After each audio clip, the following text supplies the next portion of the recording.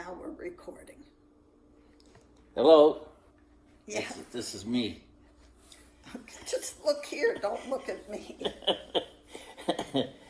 Hannah wanted to hear the story about Look here. my host expose. That was a painful lesson in my life.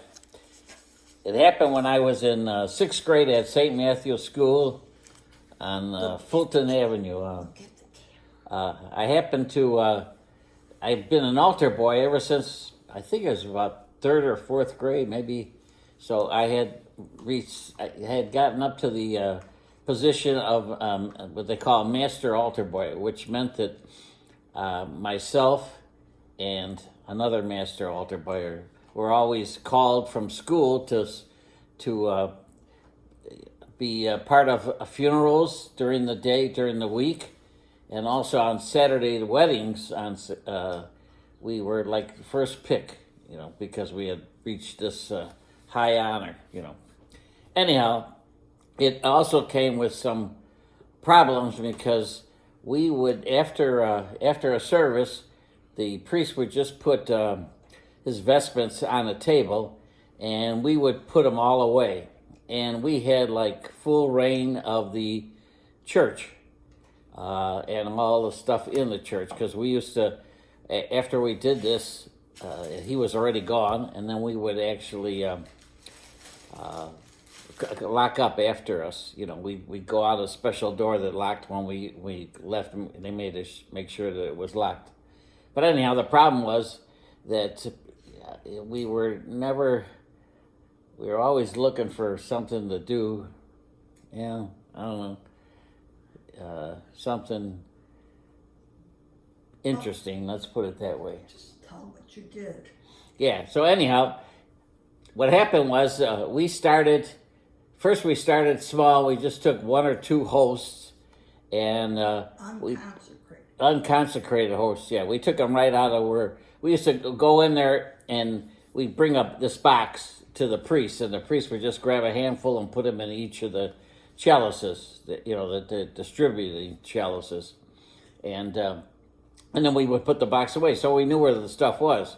So we thought it would be kind of neat if we just got a couple of unconsecrated hosts and showed them to other people and see what their reaction was and that kind of stuff. So myself and this other master server, his name was Charles Ogden. I'll never forget Charles because of this incident, more than likely.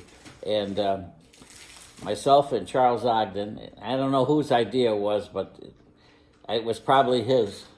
But anyhow, we grabbed these hosts, and we used to go afterward. We go out in the playground, and kids would be running around or everything, and we say, "Come on over here and see this." When they come over, the younger kids than us, because we were in sixth grade at the time, in sixth or seventh. Anyhow, the younger kids would come over, and we pull out a host out of our pocket and say, "Here."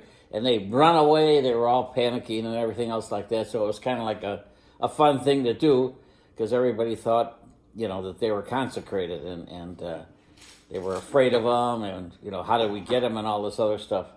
To make a long story short, this went on for 2 or 3 weeks, and it was a lot of fun. And then one day we were in class, and Charles Ogden sat 2 seats in front of me, and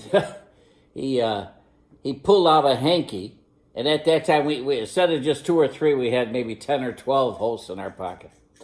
So anyhow, he pulled out a hanky, and about 10 or 12 hosts went rolling on the floor all over. Well, the nun almost had a stroke. She jumped up on and started screaming, "No, everybody don't move," because she thought these were all consecrated hosts. And that was not a good thing. I knew right then and there we were in big trouble. And I was right in that respect. I was extremely right, because we got in big trouble. We got in big trouble. Not too many people had, I guess, done that in the previous experiences of the priest. So after that, we were in the auditorium for several days, kneeling on our hands.